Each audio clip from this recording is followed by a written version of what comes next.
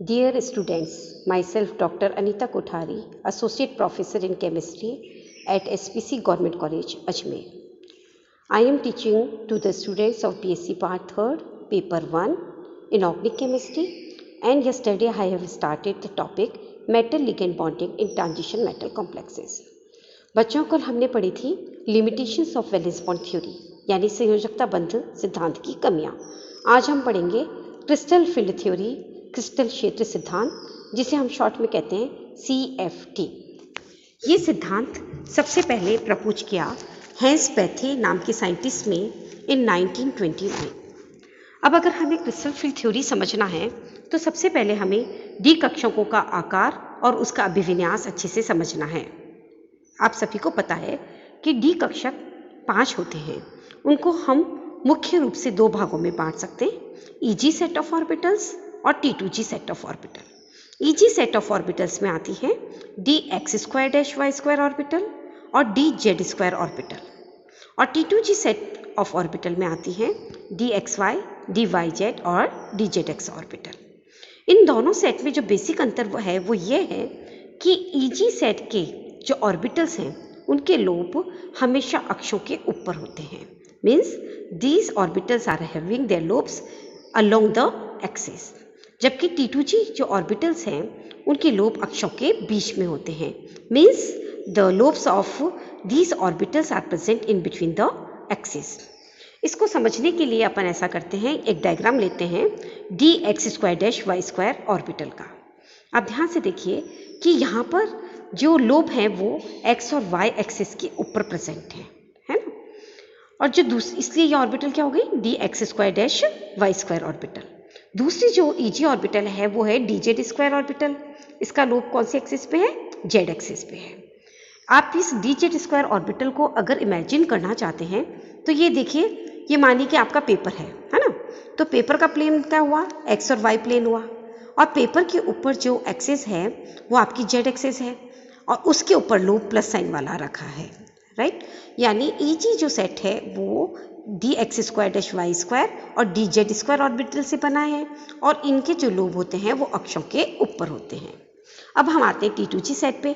यहाँ पर मैंने केवल एक ऑर्बिटल का डायग्राम दिया है और वो है dxy ऑर्बिटल, राइट।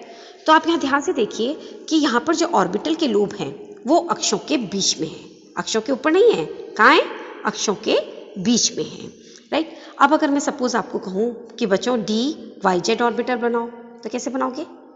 पहले y एक्सिस खींचोगे, फिर आप z एक्सिस खींचोगे, फिर उन दोनों के बीच में लूप्स बना दोगे, है ना। और अगर हमें dzx ऑर्बिटल बनानी है तो हम x और z एक्सिस खींच के उनके बीच में लूप बनाएंगे। यानी T2G सेट ऑफ जो ऑर्बिटल्स हैं उनके जो लूप होते हैं वो अक्षों के बीच में होते हैं, ओके। अब हम यहाँ पे E और G का मतलब और T का मतलब भी देख लेते हैं। E का मतलब होता है डबली डिजेनरेट, यानी जब 2 कक्षों की ऊर्जा समान होती है तो वो कहलाता है doubly degenerate, right. E means 2, it stands for 2, doubly degenerate, है ना। T स्टैंड्स फॉर 3, यानी जब 3 कक्षकों की ऊर्जा समान होती है तो हम उसे कहते हैं ट्रिपली डिजेनरेट T या 3 समभ्रंश। G का मतलब होता है जीरेट यानी सम, और U का मतलब होता है अनजीरेट यानी कि असम। इसको समझने के लिए अपन नेक्स्ट स्लाइड पे चलते हैं। आप इस स्लाइड में देखिए कि यहाँ पर मैंने क्या किया है, यहाँ पर मैंने आपको s ऑर्बिटल बनाई है। s ऑर्बिटल को ध्यान से देखिए कि बीच में तो क्या है, एक डॉट लगाया है मैंने, और चारों तरफ क्या लगा रखा है? प्लस साइन लगा रखे हैं। अब इस डॉट के बिल्कुल ऊपर सपोज जैसे मैंने एक चौक रख दी है ना, तो वो क्या कहलाएगी? इसकी सेंटर ऑफ सिमेट्री यानी केंद्र की सममिति, है ना। अब आप इस चौक के थ्रू इस गोल ऑर्बिटल को घुमाइए 180 डिग्री के कोण पे, यानी जब आप 180 डिग्री के कोण पे घुमाएंगे तो सीधे हाथ वाली चीज उल्टे हाथ की तरफ और उल्टे हाथ वाली चीज सीधे हाथ की तरफ जाएगी, है ना। तो आप देखोगे कि ये अपना साइन नहीं बदलती है, इसका मतलब ये ऑर्बिटल क्या है? जीरेट है। यहाँ पर बच्चों एक बात और बता दूं कि अक्सर बच्चे क्या कहते हैं, ये प्लस साइन क्या है? आवेश है। ये कोई आवेश नहीं है, this is the sign of angular wave function. ये कोणीय तरंग फलन का साइन होता है। अब आप p ऑर्बिटल पे आइए। p ऑर्बिटल के 2 लोब्स होते हैं, एक पे प्लस साइन होता है और एक पे माइनस होता है। अब जहाँ दोनों एक्सिस एक दूसरे को क्रॉस कर रही है सेंटर पॉइंट, वहां पर आप एक चौक रखिए, यानी सेंटर ऑफ सिमेट्री हो गई इसकी।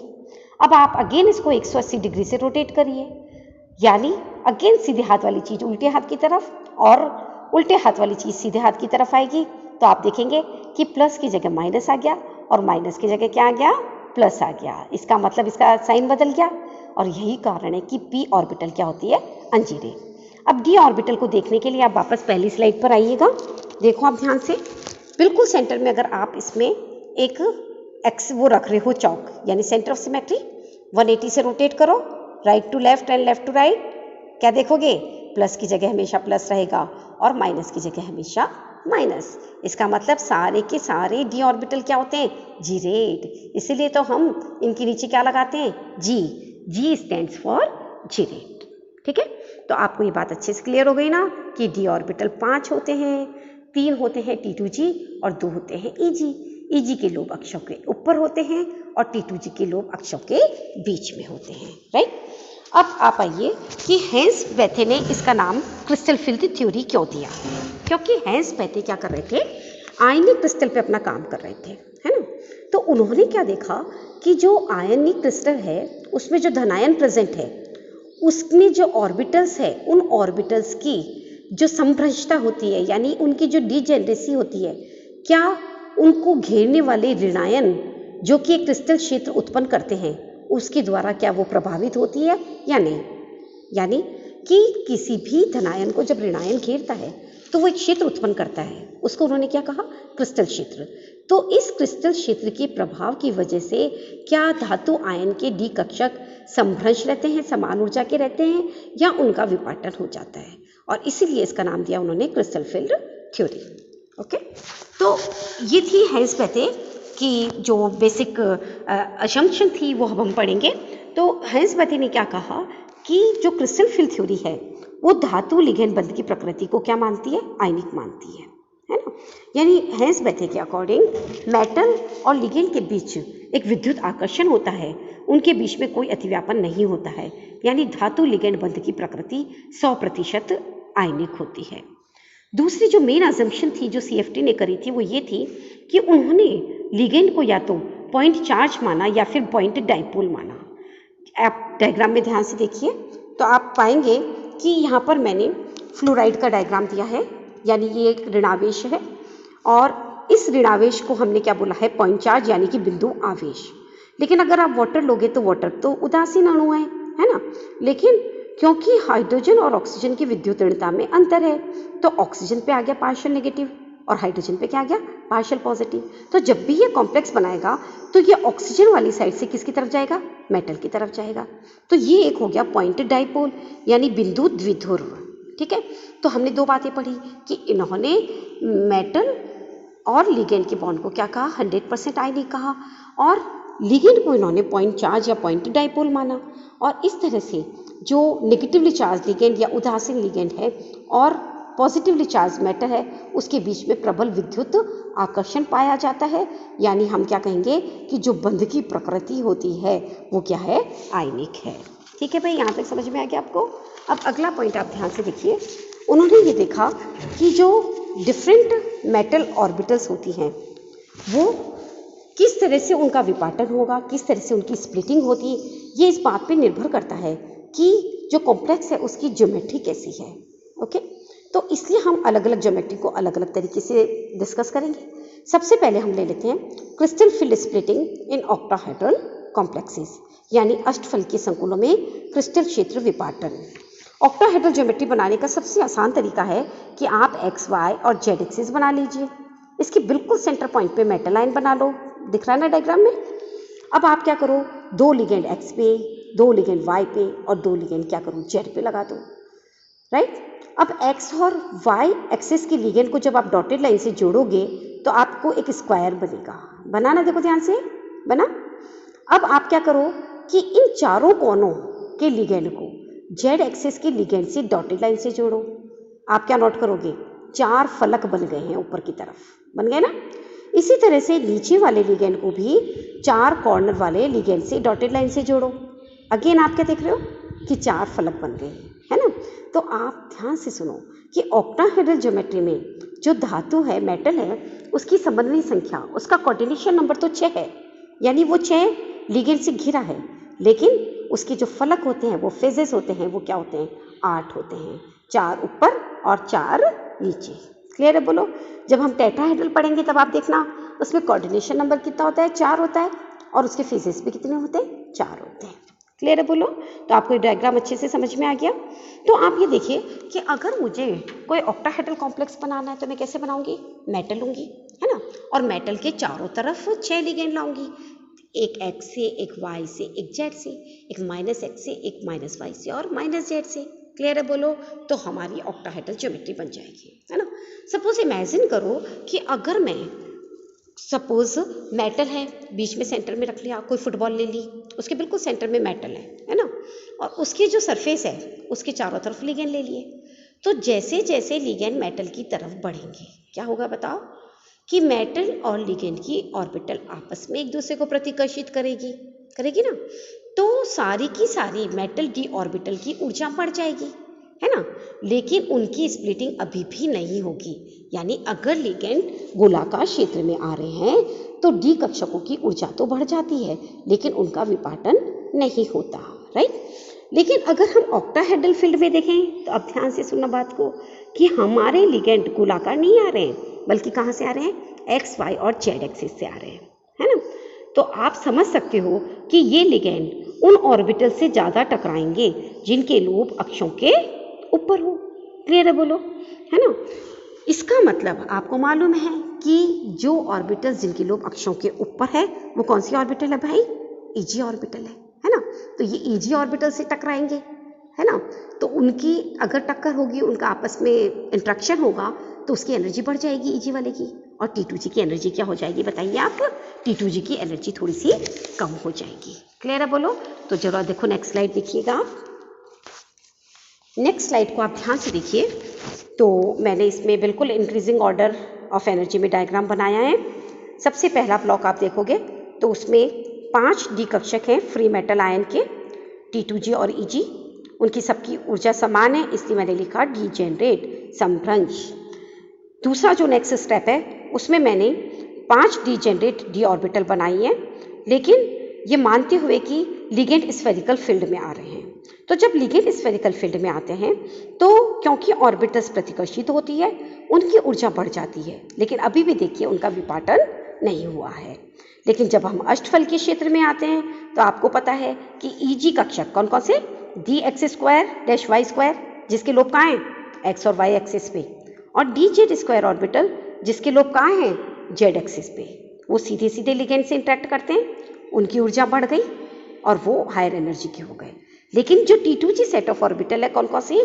D X Y, D Y Z और डी जेड एक्स, है ना। ये इनके लोब अक्षों के बीच में है, ये लिगेंड से सीधा नहीं टकराते, तो इनकी एनर्जी क्या हो जाती है? इसमें कम हो जाती है। तो यानी हम यहाँ पे ये देखेंगे, एक होता है law of centre of gravity, है ना। Law of centre of gravity क्या कहता है कि किसी भी इलेक्ट्रोस्टैटिक फोर्स से, है ना, जब भी ऑर्बिटल्स की स्प्लिटिंग होती है तो एनर्जी में कोई परिवर्तन नहीं होता। या हम कह सकते हैं कि T2G कक्षकों का जितना स्थायित्व होगा उतना ही EG कक्षकों का अस्थायित्व होगा। क्लियर है? बोलो।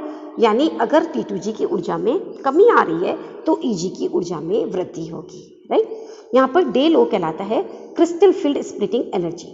ध्यान से सुनिएगा, क्या बोला मैंने? Crystal field splitting energy, crystal क्षेत्र विपाटन ऊर्जा, CFSE, है ना। अक्सर बच्चे इसको किससे कंफ्यूज कर लेते हैं? क्रिस्टल फील्ड स्टेबलाइजेशन एनर्जी, है ना, वो भी एक टर्म है, लेकिन उसका इस्तेमाल हम किस रेफरेंस में करते हैं ये नेक्स्ट वीडियो में देखिएगा, है ना। फिलहाल हम इसको यहाँ क्या कह रहे हैं? Crystal field splitting energy. अब आप वापस पुरानी स्लाइड पे आइए बैक। आप देखिए यहाँ पर ध्यान से कि जब स्प्लिटिंग होगी तो EG की तो एनर्जी बढ़ गई और T2G की एनर्जी कम हो गई। यानी कि जब हम इलेक्ट्रॉन को T2G कक्षक में डालेंगे तो एनर्जी क्या होगी? कम हो गई, और जब एनर्जी कम हो गई यानी एनर्जी निकली, तो हम साइन कौन सा लगाते हैं? माइनस, है ना। और ऊपर आप देखो जब इलेक्ट्रॉन EG में जाएगा तो एनर्जी बल्कि देनी पड़ेगी, तो हमने साइन क्या लगाया? प्लस लगाया, है ना। अब इसकी कैलकुलेशन समझाती हूँ आपको। देखो कैलकुलेशन कैसे की। कुल हमारे डी कक्षक हैं 5, है ना। इन 5 में से 2 कक्षक गए ऊपर, 2 Eg कक्षक ऊपर गए, तो नीचे वाली साइड में मैंने क्या लिखा, -2/5 डेल ओ। देखा आपको, -2/5 डेल ओ, यानी 2 कक्षक ऊपर गए और कुल कक्षक कितने, 5। कितने के बराबर हो गया ये, -0.4 डेल ओ के बराबर। क्लियर है, बोलो, है ना। और ये जो -0.4 डेल ओ है ये बराबर हो गया -4 tan dq के बराबर। क्लियर है। यहाँ पर अच्छा एक चीज़ और क्लियर कर लो पहले कि T2G और Eg है उसके बीच में जो ऊर्जा का अंतर है उसको हम कहते हैं डेल ओ, राइट, और ये होता है tan dq के बराबर, है ना। तो यहाँ पर del O stands for octahedral. जब हम चतुष्फलकीय पढ़ेंगे टेट्राहेड्रल तो हम लगाएंगे डेल टी, राइट। और ये जो कन्वर्जन है वो डेल ओ क्या है, tan dq के बराबर है। जनरली हम जो भी इंडियंस बुक्स पढ़ते हैं उसमें हम डेल ओ की टर्म में पढ़ते हैं, लेकिन जो फॉरेन ऑथर्स बुक्स हैं आप जो भी पढ़ेंगे उसमें जो भी वैल्यूज़ दी हैं वो डी क्यू की टर्म में दी हुई है। ओके, अब ऊपर वाली कैलकुलेशन देखो, ऊपर वाली साइड में नीचे ऑर्बिटल कितनी गई, 3, तो मैंने लिख दिया +3, टोटल ऑर्बिटल 5, यानी +3/5 डेल ओ, कितना हो गया, +0.6 डेल ओ, यानी कितने डी क्यू के बराबर, +6 डी क्यू के बराबर हो गया। यानी कुल मिलाकर अगर हम एक इलेक्ट्रॉन नीचे डालते हैं तो -0.4 डेल ओ के बराबर ऊर्जा निकलती है, और एक इलेक्ट्रॉन अगर हम ऊपर डालते हैं तो +0.6 डेल ओ के बराबर ऊर्जा देनी पड़ती है। ठीक है भाई, मैं समझती हूँ कि आपको ये सारी चीज़ें बहुत अच्छे से समझ में आ गई होगी, फिर भी मैं एक बार आपको रिवाइज ज़रूर कराऊंगी। हमने क्या पढ़ा, क्रिस्टल फील्ड थ्योरी किसने दी, क्रिस्टल फील्ड थ्योरी हमारी दी हैंस बेथे नाम के साइंटिस्ट ने दी, है ना। हमने डी कक्षकों की आकृति पढ़ी, डी कक्षक 5 होते हैं, एक सेट होता है T2G का, दूसरा Eg का। Eg में आते हैं dx² ऑर्बिटल और dz² ऑर्बिटल, इनके लोब अक्षों के ऊपर होते हैं। दूसरा सेट होता है T2G, इनके लोब अक्षों के बीच में होते हैं। ये 3 ऑर्बिटल होती है, dxy, dyz और dzx होती है ना। यहाँ पे E का मतलब होता है डबली डिजेनरेट, T का मतलब होता है ट्रिपली डिजेनरेट। जब 3 कक्षकों की ऊर्जा समान हो तो हम T लगाते हैं। G का मतलब होता है जीरेट यानी सममित, और U का मतलब होता है अनजीरेट। ठीक है भाई, और फिर हमने पढ़ी splitting of D orbitals in octahedral field of ligands. हमने ये देखा कि जब लिगेंड अष्टफलकीय तरीके से जब धातु की तरफ बढ़ते हैं तो वो Eg कक्षकों से टकराते हैं, और इस वजह से Eg कक्षकों की ऊर्जा तो बढ़ जाती है और T2G कक्षकों की ऊर्जा कम हो जाती है ना। और ये जो ऊर्जा का अंतर है वो कहलाता है डेल ओ, यानी कि क्रिस्टल फील्ड स्प्लिटिंग एनर्जी कहलाता है, जो कि tan dq के बराबर होता है। dq यहाँ पर क्रिस्टल फील्ड पैरामीटर्स होते हैं।